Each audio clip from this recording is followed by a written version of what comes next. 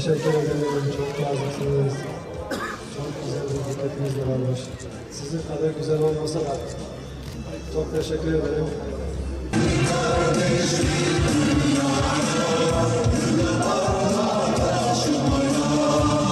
Sallallahu aleyhi ve sellemin üzerine âl ve ashabının üstüne olsun. Partimizin Batman 3. Olağan Kongresi'ne hepiniz hoş geldiniz, şeref verdiniz efendim. Lütfen kongre süresince sosyal mesafe kurallarına uyalım inşallah.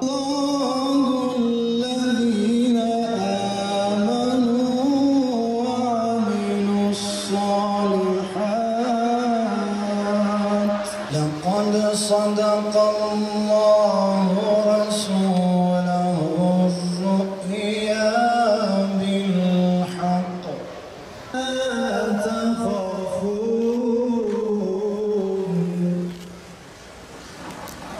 لا سيدا محمد رسول الله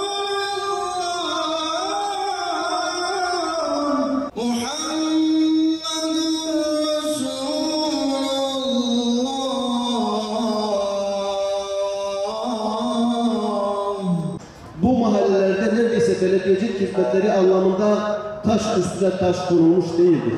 Görüştüğüm yetkililerle sizlere getirdim.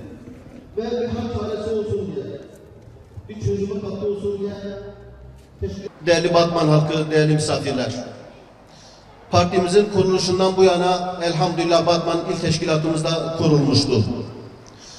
Benden önceki il başkanlarımız ve bizim görevde olduğumuz bu süre zarfında öyle sanıyorum ki Batman'da dokunmadık, değinmedik, görüşmedik, iş takibi, sorun, problem neredeyse kalmadı diye düşünüyoruz. Elbette nüfusu 600 bine ulaşmış, 30 yıldır il olmuş Batman'ımızın gerçekten ciddi ve birikmiş sorunları mevcuttur. Batman aslında 20 yıldır merhum Salih Gök'ten bu yana, vefat tarihi 98, belediyecilik hizmetleri anlamında ciddi bir hizmet görmediğini hepimiz müşahede etmekteyiz, bilmekteyiz. En büyük sıkıntılarımızdan bir tanesi Batman'daki sağlık sektörü sıkıntılarıdır. Kamu hastaneleri bakımından 600 bine ulaşmış bir Batman halkı için şu anda mevcut 350 yatak kapasiteli bir bölge hastanemizin dışında bir de kadın ve çocuk hastanesi mevcut. İkisi de mevcut şartlarda çok yetersiz durumdadır. Dile getirdiğim, özellikle valilik nezdinde dile getirdiğim diğer önemli bir soru bize göre uyuşturucu bağımlıdır. Genel anlamda bağımlılıktır. Maalesef Batman'da uyuşturucunun sıklıkla kullanıldığı, küçük yaşlara kadar düştüğü durumu söz konusudur. Bunu da yine görüştüğüm yetkililerle sık sık dile getirdim.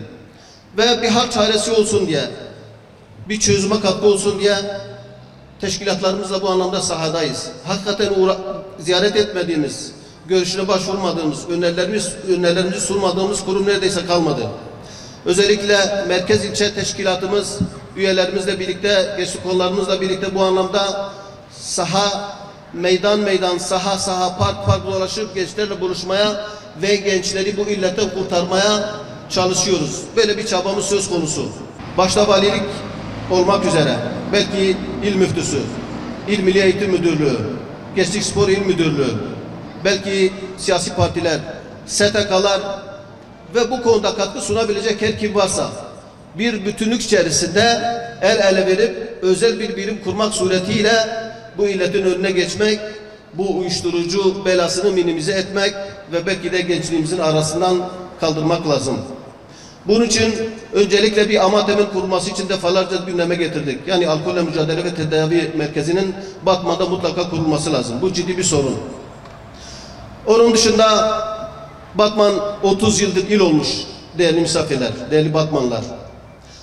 Belediyecilik hizmeti olmadığı için hala merkezi konumda olan mahallelerimizde, Çarşı Mahallesi, işte Yeni Mahalle, Raman Mahallesi, Ziya Gökalp, 19 Mayıs, Kısmet, İlo, bu mahallelerimiz daha 30-40 yıl öncesinin durumundadırlar. Bu mahallelerde neredeyse belediyecilik hizmetleri anlamında taş üstüne taş konulmuş değildir. Bu Batman'ın bir ayıbı, büyük bir kaybıdır. Yine diğer bir husus değerli misafirler, Batman'ın şehir içi trafik sorunu artık büyük bir sorun haline gelmiştir. Bahsettiğim bu diğer gelişmemiş mahallelerimizin bir refaha kavuşması için ciddi bir kentsel dönüşüm projesinin uygulanması gerekmektedir. Bunu da yine burada bu vesileyle dile getirmiş olayım.